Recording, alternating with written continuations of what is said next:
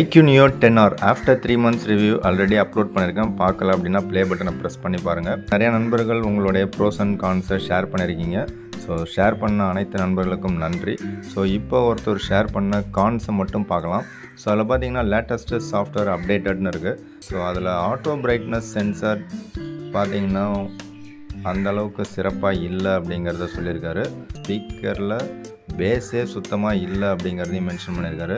Screen unlock பண்ணும்போது ஒரு micro seconds அளவுக்கு டிலே இருக்குது அப்படிங்கிறதையும் மென்ஷன் பண்ணியிருக்காரு.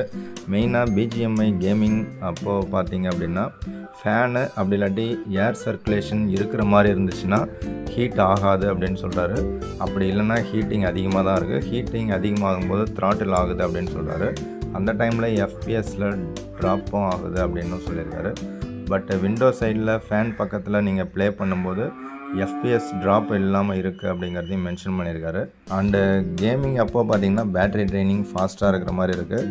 மற்ற டைமில் பார்த்தீங்கன்னா பேட்ரி ரொம்ப சூப்பராக பர்ஃபார்ம் பண்ணுது. சாஃப்ட்வேரில் சின்ன சின்ன பக்ஸ் இருக்குது அப்படின்னு சொல்லியிருக்காரு.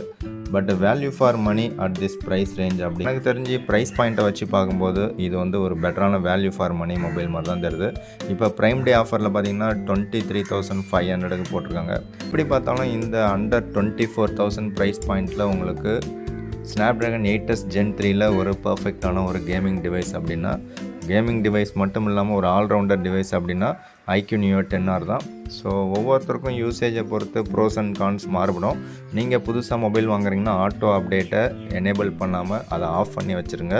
ஸோ அப்போ தான் உங்கள் மொபைல் ஸ்மூத்தாக சூப்பராக இருக்கும். ஸோ அட்லீஸ்ட் ஒரு 6 மந்த்தாவது நீங்கள் அவுட் ஆஃப் த பாக்ஸ் என்ன சாஃப்ட்வேர் இருக்கோ அதனுடைய எக்ஸ்பீரியன்ஸை நீங்கள் அனுபவித்து யூஸ் பண்ணுங்கள். அப்போ தான் மொபைலோடைய ஃபுல் எக்ஸ்பீரியன்ஸ் உங்களுக்கு கிடைக்கும்.